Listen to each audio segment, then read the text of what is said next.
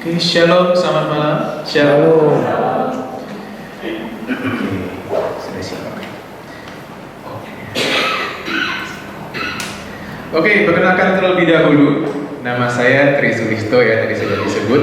Saya berasal dari komunitas Project 37. Kalau mungkin nggak tahu Project 37 apa ya, kami bukan komunitas yang anggotanya cuma boleh ada 37, bukan sektor.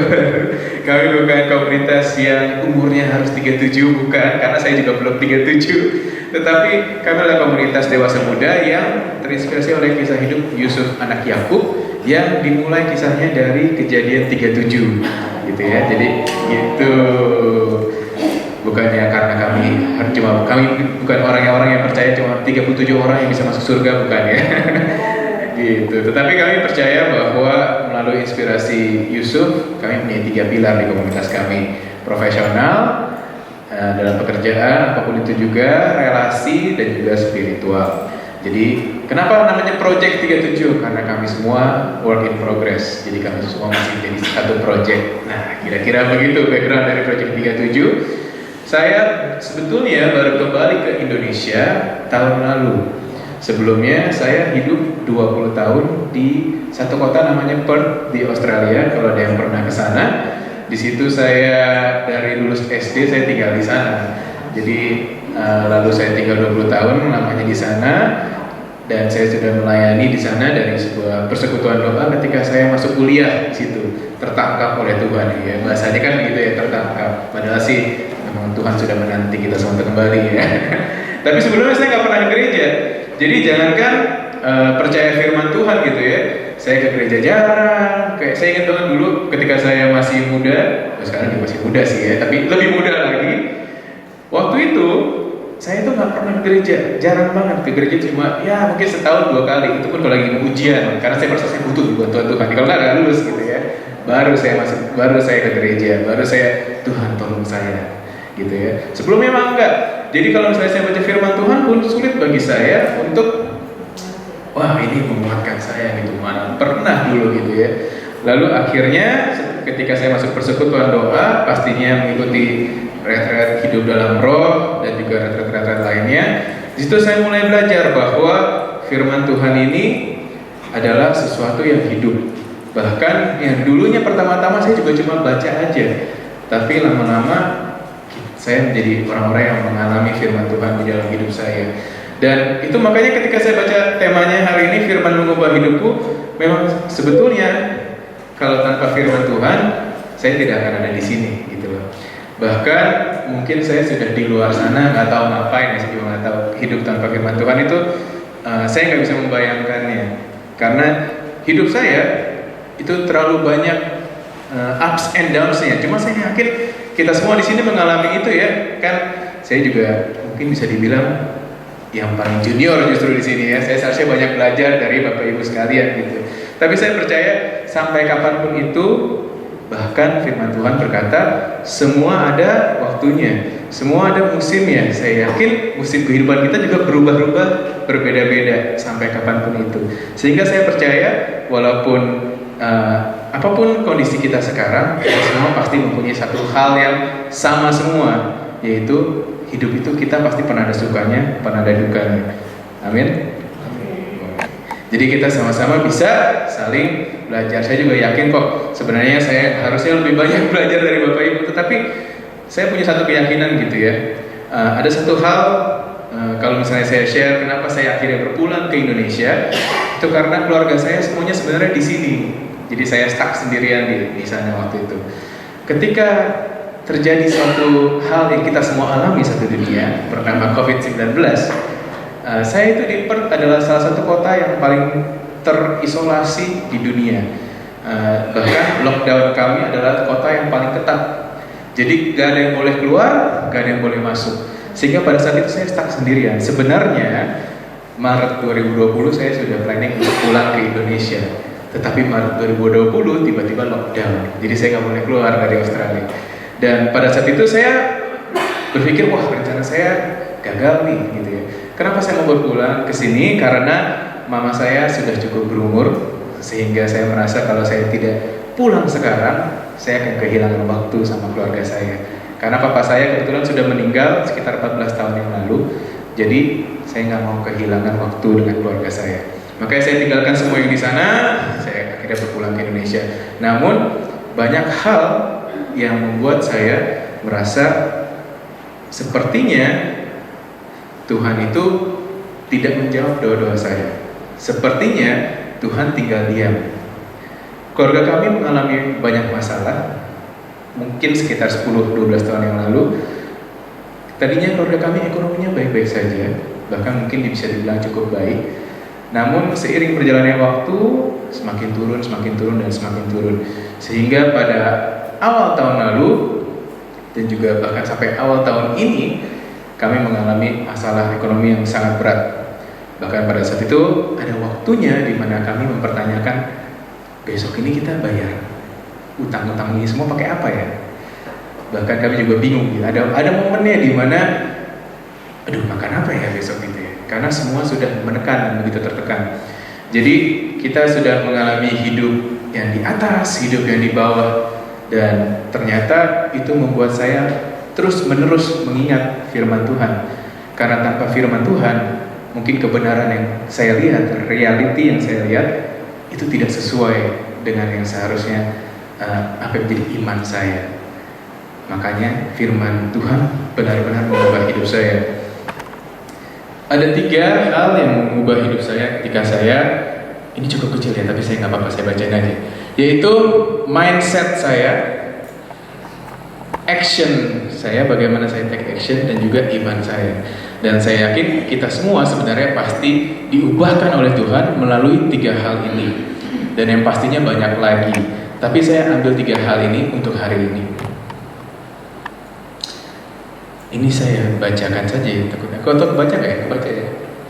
Kita sama-sama baca ya. Ibrani 4, 12, 13. 1, 2, 3. Sebab firman Allah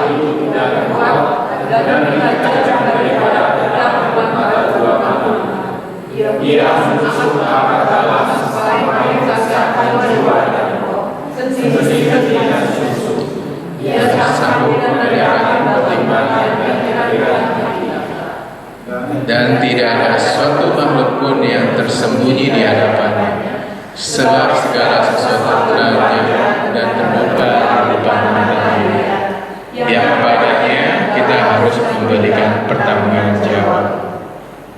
Ia sanggup membedakan pertimbangan dan pikiran hati kita.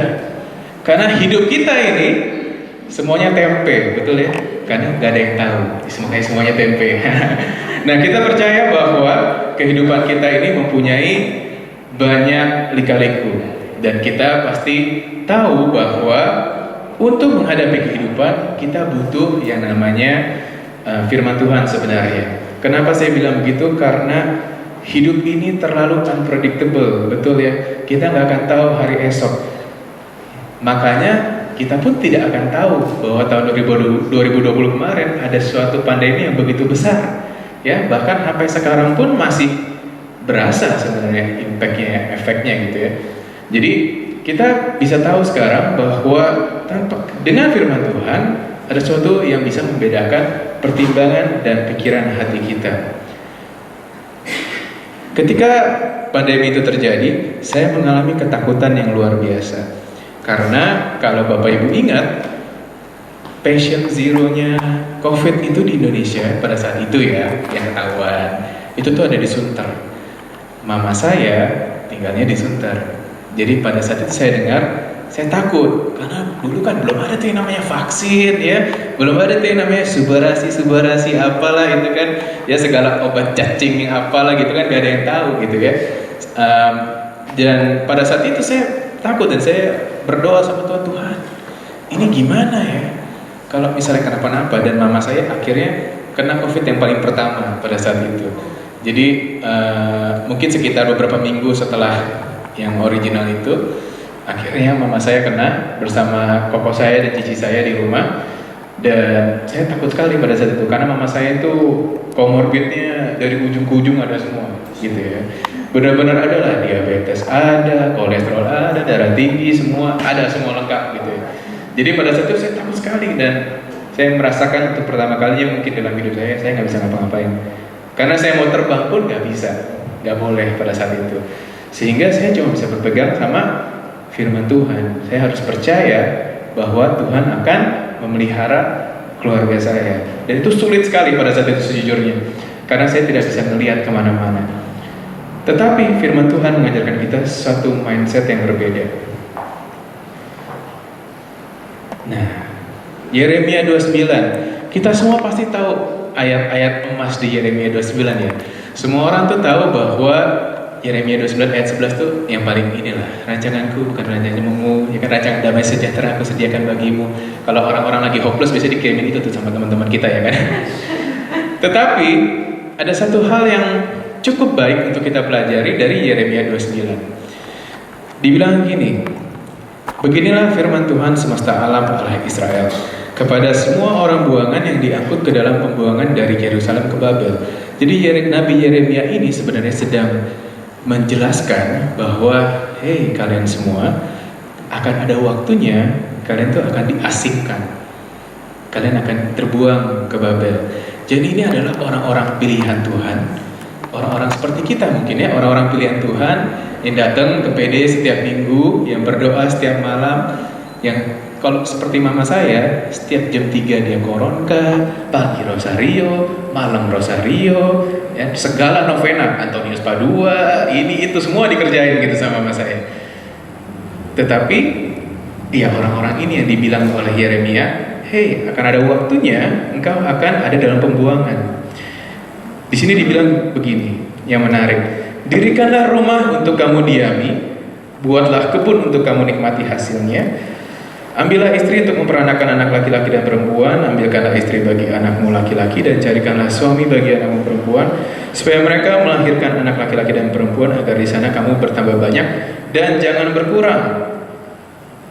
Ayat yang ke-7, usahakanlah kesejahteraan kota kemana kamu aku buang, dan berdoalah untuk kota itu kepada Tuhan, sebab kesejahteraannya adalah kesejahteraanmu. Ini adalah mindset yang luar biasa. Kalau kita perhatikan, orang-orang Israel ini adalah orang-orang pilihan Tuhan, orang-orang yang seharusnya hidupnya penuh dengan berkat, orang-orang yang seharusnya hidup dengan penuh sukacita, pada rumput yang hijau, ya kan? Air yang tenang, seharusnya disediakan untuk orang-orang ini dan seharusnya disediakan untuk kita semua di sini. Namun di sini dibilang bahwa akan ada waktunya kita ada di kondisi seperti ini, dan apa yang firman Tuhan jelaskan di sini adalah apapun situasi kita harus tetap mengusahakan kesejahteraan. Karena tadi dibilang ya, usahakanlah kesejahteraan kota kemana kamu aku buang. Jadi apapun situasi kita yang kita anggap buruk sekarang, kita anggap Tuhan membuang kita ke situasi itu, atau kita terjebak dalam situasi itu, firman Tuhan sebenarnya mengatakan bahwa kita harus tetap usahakan kesejahteraan di tempat itu. Bahkan di sini dibilang berdoalah untuk tempat itu, berdoalah untuk kota itu kepada Tuhan. Jadi karena firman Tuhan berkata demikian, apapun situasi kita harus make the best out of it. Ini adalah, kita semua pasti tahu ya, dia adalah Nelson Mandela. Nelson Mandela ini adalah orang yang make the best out of a bad situation. Dia ditangkap, dimasukin ke dalam penjara, dan di dalam penjara dia nggak tinggal diam, dia nggak mengasihani diri sendiri. Dia justru malah belajar, terus belajar, sehingga ketika dia keluar, dia akhirnya memimpin suatu revolusi yang luar biasa di Afrika Selatan. Yang di bawah ini adalah Yusuf anak Yakub, ya kan? Bukan karena saya anak Project 37 saya taruh ini di sini. Tetapi Yusuf adalah contoh yang paling luar biasa yang kita belajar untuk terus do our best di dalam segala hal. Ketika dia akhirnya pertama kali dibuang oleh saudara-saudaranya, ya, dijual ke orang Mesir, itu udah situasi yang gak enak, ya kan? Dia terbuang juga tuh sama seperti orang-orang yang terbuang ke Babel. Tapi apa yang terjadi? Dia tetap melakukan yang terbaik, sehingga akhirnya diangkat menjadi seorang pelayan, lalu dituduh oleh istri Potifar. sehingga akhirnya dia harus dipenjara. Ya kan? Setelah dipenjara, akhirnya dia mengartikan mimpi. Itu pun akhirnya dilupain. Ya. Setelah dilupain, baru akhirnya dia diangkat lagi. Tetapi dia tidak pernah menyerah. Bahkan kalau kita baca di kejadiannya, selalu ada kata-kata di situ, dan Tuhan menyertai Yusuf. Ketika kita terus melakukan yang terbaik dalam kehidupan kita, Tuhan terus menyertai kita. Amin. Jadi mindset kita itu berubah ketika kita belajar firman Tuhan, bahwa hidup ini memang tidak selalu padang rumput yang hijau ya. Kita semua pasti udah tahu itu semua gitu ya. Bahkan kalaupun kita dengar lagu-lagu pujian gitu ya, semuanya ada itu semua. Di saat badai bergelora, ku akan terbang bersamamu, Bapa kau raja atas semesta, ku tenang sebab kau Allahku. Karena kalau kita mau melihat Tuhan di dalam padang rumput yang hijau, air yang tenang, kita juga harus mau melihat Tuhan di tengah badai bergelora dalam kehidupan kita. Amin. Kita percaya bahwa Tuhan terus ada dan Tuhan terus menyertai kita. Makanya mindset kita pastinya diubahkan terus-menerus melalui firman Tuhan. Dan mindset kita itu harus berubah terutama di dalam masa-masa yang sulit. Karena kalau untuk masa-masa yang indah kita semua pasti bisa. Ya tadi kita semua nyanyikan Tuhan Yesus baik untuk selama-lamanya, sampai selama-lamanya Tuhan Yesus baik. Tapi kalau lagi dalam tengah masalah ya kan, dengan bercucuran air mata coba kita ngomong Tuhan Yesus baik, susah, memang susah, dan Tuhan tahu itu kok. Ya kan? Dan Tuhan tahu dan Tuhan mengerti. Dia mengerti, Dia peduli persoalan yang kita hadapi. Dia tahu betul. Bahkan kita semua tahu ya bahwa yang berkenan di hati Tuhan adalah orang-orang yang taat akan firman Tuhan, yang mendengarkan dan melaksanakan firman Tuhan. Maka dari itu kita juga tahu bahwa Tuhan menetapkan langkah-langkah orang yang hidupnya berkenan kepadanya. Apabila ia jatuh, tak sampai tergeletak, sebab Tuhan menopang tangannya. Tuhan tahu bahwa ada kalanya kita akan terjatuh, tapi Tuhan mengingatkan sekalipun kita jatuh tidak akan tergeletak, sebab tangan Tuhan yang menopang kita semua. Sehingga mindset kita seharusnya merubah kehidupan kita menjadi positif. Seharusnya mengubah apa yang menjadi negatif di pandangan mata kita menjadi positif, gitu ya. Dan ini bukan sesuatu hal yang mudah pastinya, tapi ini adalah sesuatu hal yang harus terus-menerus kita perbaharui dalam hidup kita. Karena pastinya akan ada saatnya di mana kita akan mengalami masalah-masalah tersebut, dan kita harus terus-menerus perkatakan firman Tuhan di dalam kehidupan kita sebelum kita tenggelam di dalam masalah kehidupan kita. Jadi terus kita alami firman Tuhan setiap hari. Ada satu ketika beberapa tahun yang lalu ketika saya mulai belum terlalu lama pelayanan, saya bilang sama Tuhan waktu itu, ya masa-masa muda.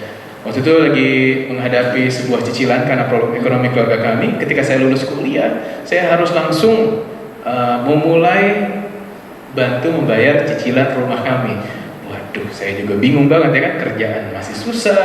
Waktu itu visa saya belum permanen, jadi saya masih susah mencari pekerjaan pada saat itu. Lalu pada saat itu saya ingat sekali momen ini. Saya bilang sama Tuhan, saya lagi di dalam pergumulan, lalu saya sedih sekali, dan saya bilang gitu sama Tuhan, Tuhan, firman-Mu berkata bahwa burung-burung di udara Engkau pelihara. Kok saya enggak ya? Bagaimana dengan saya sekarang? Ya kan, masih muda, jadi masih galau gitu ya. Terus saya, ketika momen itu, saya ingat banget sampai sekarang terbekas di hati saya. Ketika saya bilang itu, detik itu juga ada seekor burung turun di depan muka saya, dan dia makan dari bunga gitu di depan saya. Dan saya lihat secara betul-betul burung di udara Tuhan pelihara. Dan di situ saya merasakan Tuhan berbicara kepada saya bahwa mungkin kamu pernah meragukan firman saya, tetapi nih, gue kasih lihat nih di depan muka. Dan saya ini memang seperti Thomas, ya kan? Saya selalu, buktinya mana Tuhan? Buktinya mana Tuhan gitu ya? Dan benar-benar sama seperti Thomas yang disamperin oleh Tuhan Yesus pada saat itu, saya disamperin juga gitu. Dan pengalaman itu terus-menerus terjadi di dalam kehidupan saya.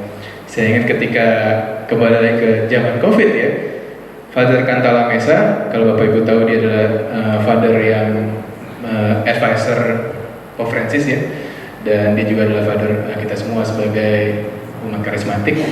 Lalu dia bilang pada saat itu bahwa harapan di dalam masa-masa ini itu datang dari Roh Kudus.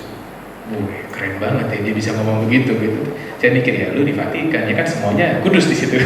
Saya di sini keluar rumah kosong, semua orang harus di rumah. Waktu itu kami mau mengadakan retret saya ingat, dan kami harus membatalkan semuanya. Lalu saya bilang sama Tuhan begini, Tuhan, harapan apa yang harus saya lihat sekarang? Ya kan? Dunia begitu hancur, dunia begitu kosong. Pada saat itu, saya buka pintu rumah saya ingat sekali, saya buka pintu rumah saya, satu ekor burung merpati turun di depan muka saya. Menjadi lambang Roh Kudus kan. Nyata harapan itu benar-benar turun sebagai dalam rupa Roh Kudus.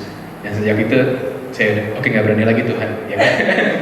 Emang iya ya, oke gitu ya. Dan akhirnya sekali lagi gitu ya, firman Tuhan benar-benar nyata kalau kita membiarkan Tuhan untuk mengizinkan kita untuk mengalami itu semua. Jadi semoga kita semua bukan hanya membacanya, dan saya yakin kita bukan hanya membacanya, merenungkannya, tapi pasti akan mengalaminya, gitu ya. Selanjutnya,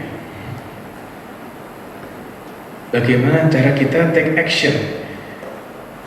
Di Yakobus 1, 22 sampai 24 kita baca sama-sama.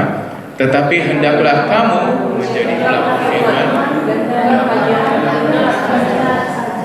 sebab jika tidak demikian, kamu menutup diri sendiri. Sebab jika seorang hanya mendengar firman saja dan tidak melakukannya, ia adalah seumpama seorang yang sedang mengamat-amati mukanya yang sebenarnya di cermin. Baru saja ia memandang dirinya, ia sudah pergi atau ia segera lupa bagaimana rupanya. Jadi action kita juga harus sesuai dengan apa yang sudah kita baca, apa yang sudah kita renungkan. Ya, kurenungkan firman-Mu siang dan malam, ku berdoa-Mu dan ku lakukan.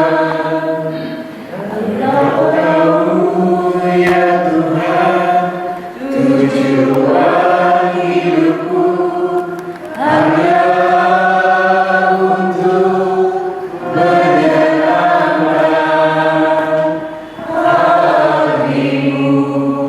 Renungkan firman Tuhan siang dan malam. Kalau pagi dan sore makan rendang ya, boleh gitu ya. Oke. Jadi kalau misalnya kita bilang sama Tuhan, kita baca firman Tuhan dan kita mau mengalami firman Tuhan, kita harus melakukan firman Tuhan. Bahkan di sini dibilang gitu ya, bukan hanya pendengar saja, sebab jika tidak demikian kamu menipu diri sendiri. Ya, jadi di sini tuh ada suatu dorongan untuk kita, jangan sampai kita cuma baca doang. Kita harus bisa melakukan firman Tuhan, dan ini sekali lagi tidak mudah. Tetapi ini yang saya alami dan saya yakin kita semua harus mengalaminya. Di sini dibilang gitu ya, ini Yesaya 43 ayat 18. Firman-Nya berkata, janganlah ingat-ingat hal-hal yang dahulu dan janganlah perhatikan hal-hal yang dari zaman purbakala.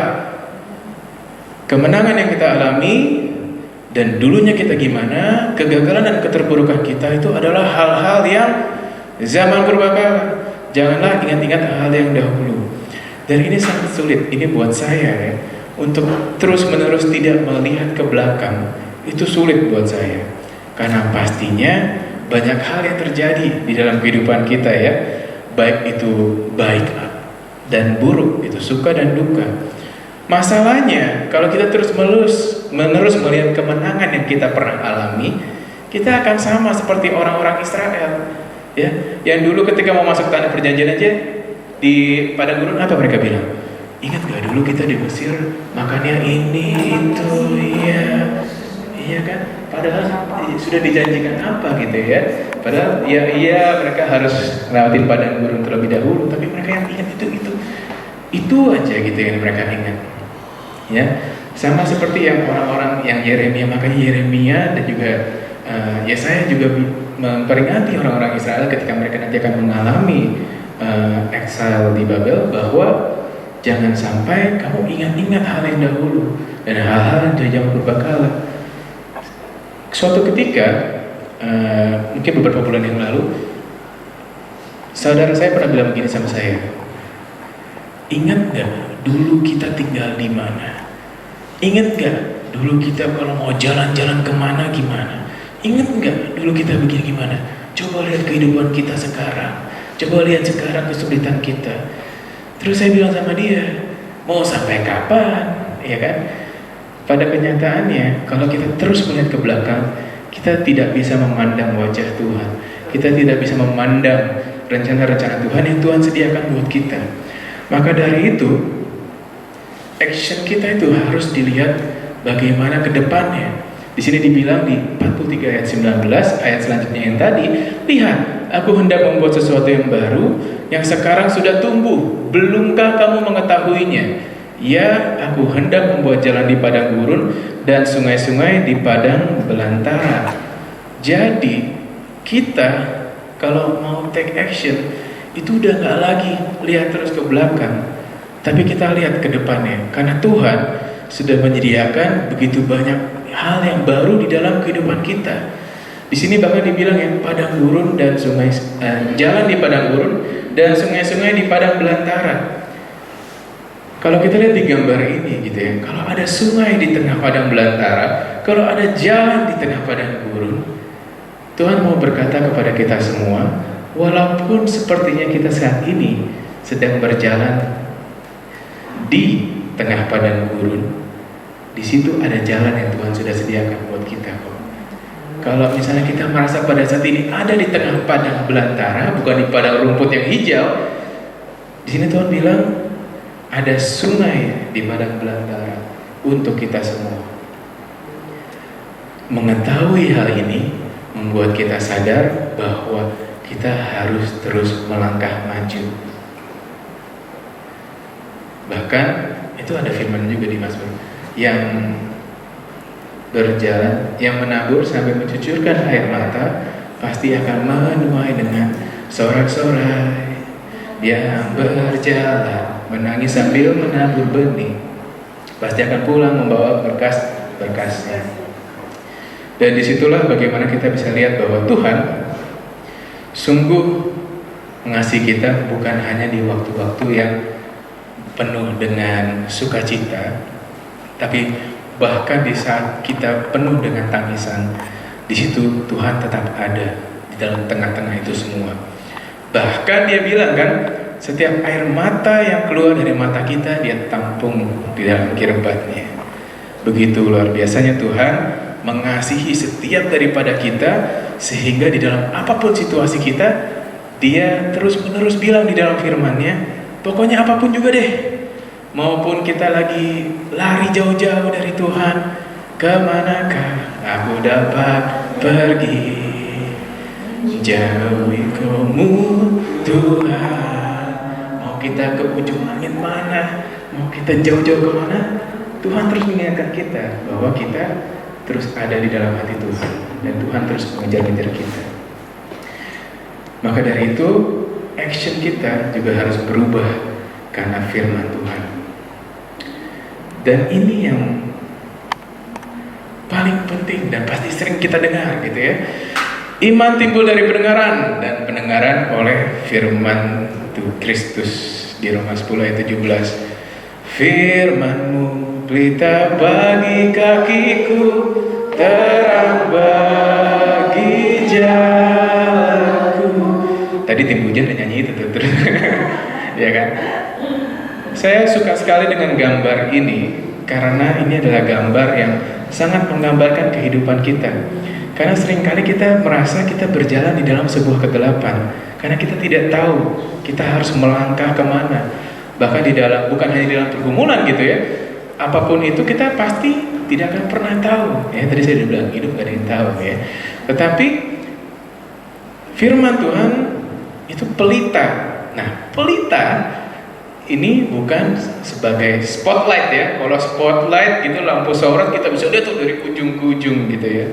Tetapi pelita, kalau kita lihat di sini bahkan di dalam kegelapan, dia cuma mungkin menyinari ya 2-3 langkah ke depan, gitu ya.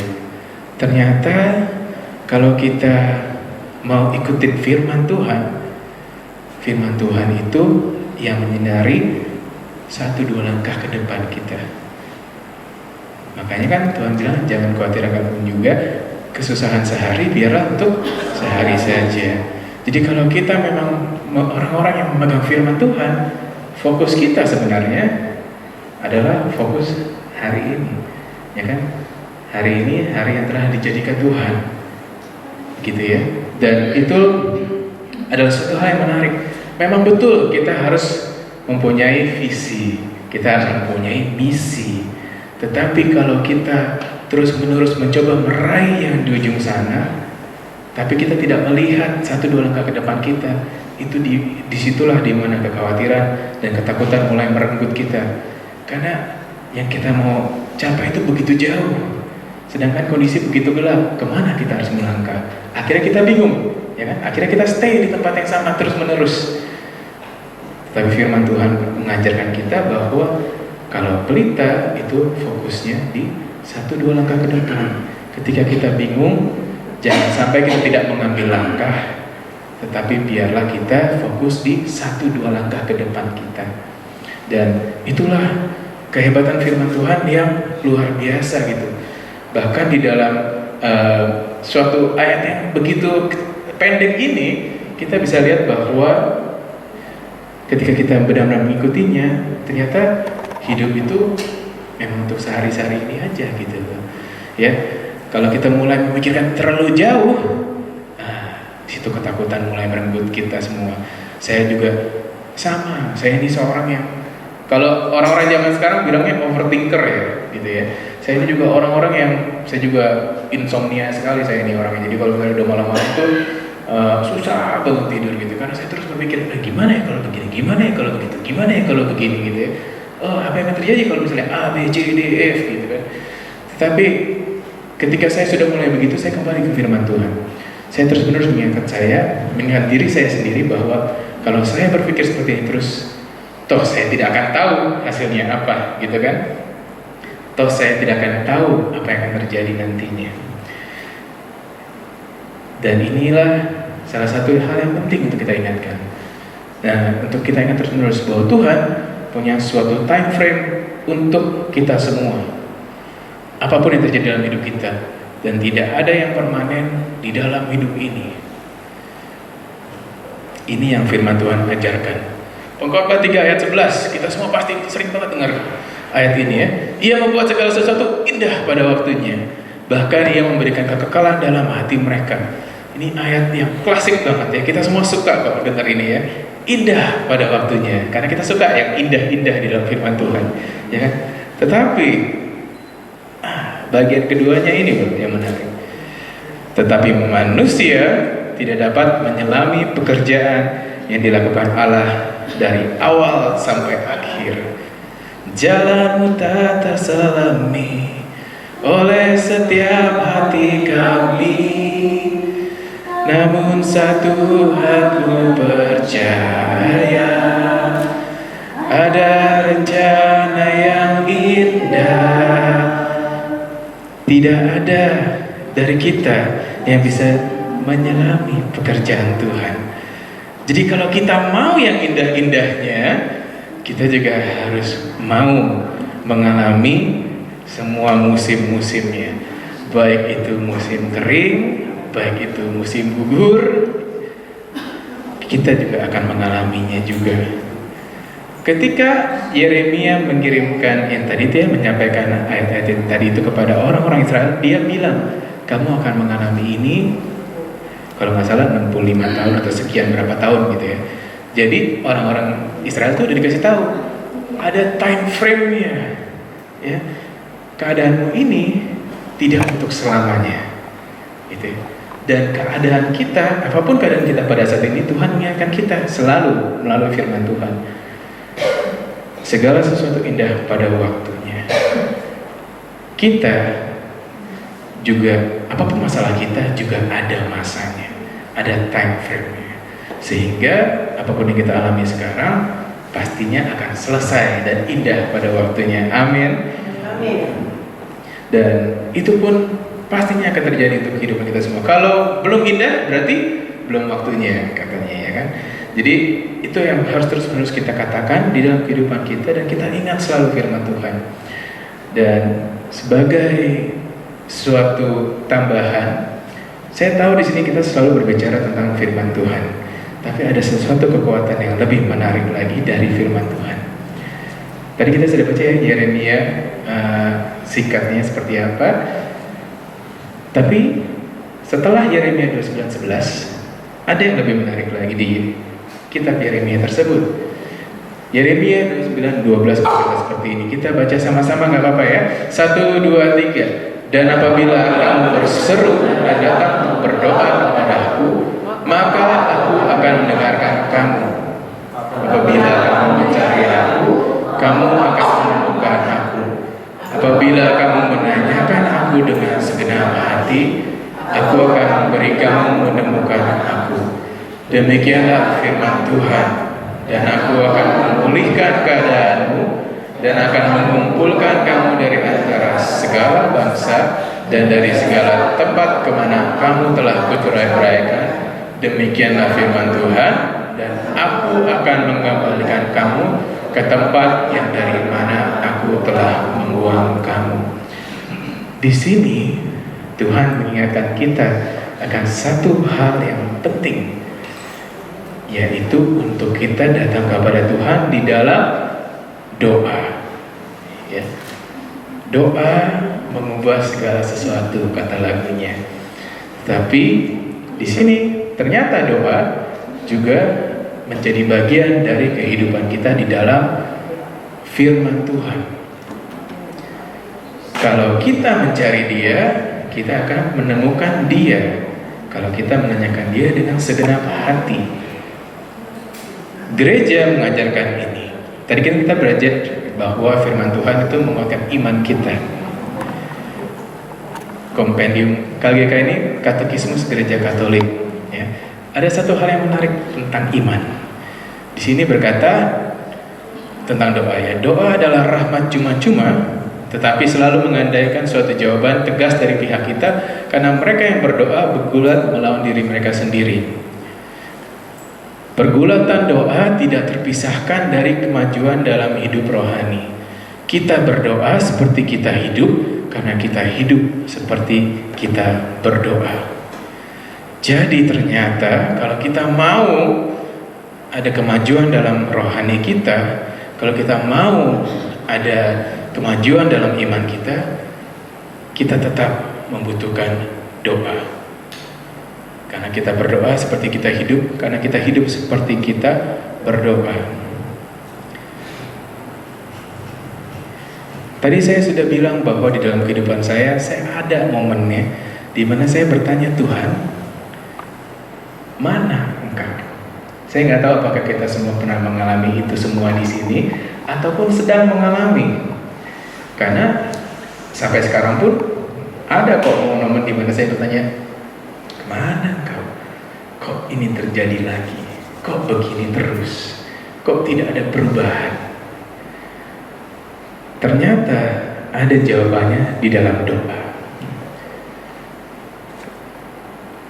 Ini dari Gereja Katolik. Katekismus Gereja Katolik 2777 sampai 2797. Ini kalau dibaca semuanya cukup panjang, tetapi mungkin kalau mau bisa dilihat nanti. Karena Yesus penebus kita membawa kita ke hadapan Bapa dan Roh-Nya, menjadikan kita anak-anak Bapanya.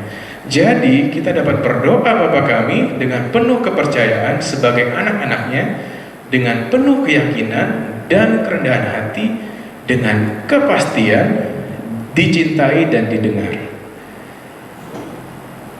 Sekali lagi saya sebutkan di sini bahwa dengan kepastian dicintai dan didengar. Ternyata ketika kita berdoa sama doa Bapa kami, ada suatu kepastian bahwa kita dicintai dan kita didengar. Seringkali saya pun juga meremehkan kekuatan doa. Ya, saya tahu semua, mungkin pernah ayat-ayat yang mendukung, tetapi ternyata terlebih dari itu semua, kita tetap membutuhkan yang namanya doa. Firman mendorong kita untuk terus berdoa. 1 Tesalonika 5 ayat 17 berkata, tetaplah berdoa. Bahasa Inggrisnya pray without ceasing, jadi berdoa tanpa henti-henti. Ternyata tujuannya adalah karena ada suatu kepastian sebenarnya kita diajarkan oleh gereja kita bahwa kita dicintai dan didengar ketika kita datang kepada Tuhan di dalam doa. Maka dari itu, untuk saya bisa mungkin menutup hari ini, awal tahun ini tadi saya sudah cerita bahwa keluarga kami masih ada di dalam sebuah kesulitan. Tetapi yang kami lakukan India adalah akhirnya kami berdoa sebagai satu keluarga. Setiap pagi kami novena 3 Salam Maria. Dan puji nama Tuhan bahwa ketika novena itu selesai dan kami berdoa sungguh-sungguh dan kami terus berkatakan firman Tuhan, sebenarnya saya juga cukup down sekali karena ada momen yang dimana mama saya tadi sudah cerita ya, semua novena sudah dikerjakan, misa harian sudah dipergikan, setiap hari di rumah saya pagi sampai malam waktu itu pujian penyembahan dimainkan terus di TV gitu ya, gak berhenti gitu ya. Jadi saya bilang sama Tuhan, Tuhan, kalau orang seperti ini saja Engkau tidak tolong, bagaimana orang-orang yang di luar sana gitu ya. Tetapi ternyata di dalam doa dan di dalam firman Tuhan yang benar-benar indah pada waktunya, ketika kami menyerahkan diri kami sepenuhnya kepada Tuhan, Tuhan memberikan pertolongan yang luar biasa untuk keluarga kami, sampai akhirnya sekarang keluarga kami sudah terselamatkan. Kami sudah bebas dari semua hutang-hutang kami semua sudah ditolong, dan secara luar biasa Tuhan menyertai keluarga kami. Sehingga akhirnya kalau kita tadi ingat gitu ya, bahwa Yeremia dibilang akan mengembalikan kamu ke tempat yang aku telah membuang kamu. Saya nggak tahu itu sebenarnya artinya apa, tapi yang pasti Tuhan sudah mengembalikan kami ke tempat di mana kami sungguh benar-benar bisa melihat kebaikan Tuhan gitu ya. Dan kami terus belajar di dalam tangisan-tangisan kami sebagai satu keluarga bahwa Tuhan tetap ada di sana. Dan saya yakin apapun yang kita alami sekarang, untuk kehidupan Bapak dan Ibu sekalian, saya bisa dengan percaya, dengan penuh iman berkata bahwa Tuhan juga ada di sana. Sekalipun mungkin kita tidak merasakannya, sekalipun mungkin kita tidak melihatnya, tapi percayalah dan ketahuilah bahwa Tuhan ada. Amin. Kita tundukkan kepala kita di dalam doa.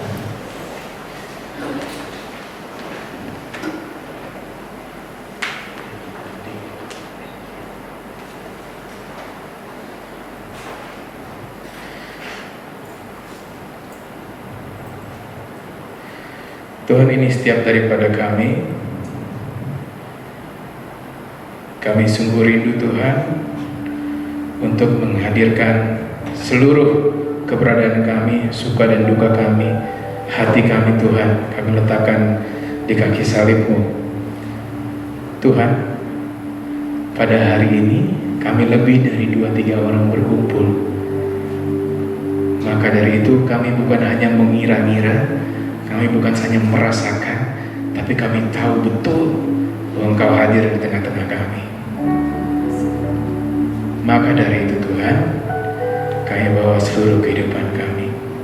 Untuk setiap daripada kami Tuhan, yang datang hari ini dengan letih lesu dan berbeban berat, kami datang kepadamu Tuhan, karena kami tahu kuk yang Kau pasang adalah kuk yang ringan.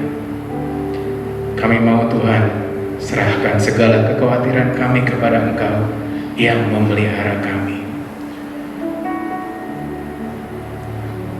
Biarlah hari demi hari Tuhan, mungkin kami tidak meluap-luap,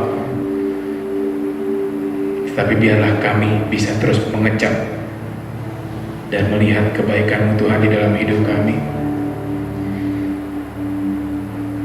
Untuk setiap daripada kami Tuhan, yang mungkin datang dengan hati yang terluka, hati yang remuk dan hancur jiwanya, Tuhan, Engkau berkata Engkau dekat, dan Engkau membalut setiap luka-luka kami. Tuhan, untuk setiap daripada kami yang sangat membutuhkan pertolongan di dalam semua hal yang mungkin menghimpit iman kami, yang mungkin membuat kami sulit untuk melihat Engkau di tengah-tengah beratnya pergumulan kami, biarlah kami terus ingat Tuhan, bahwa Engkau adalah Tuhan yang selalu menyertai kami hingga akhir zaman. Biarlah segala hal yang kami lakukan Tuhan, kami terus ikut sertakan Engkau.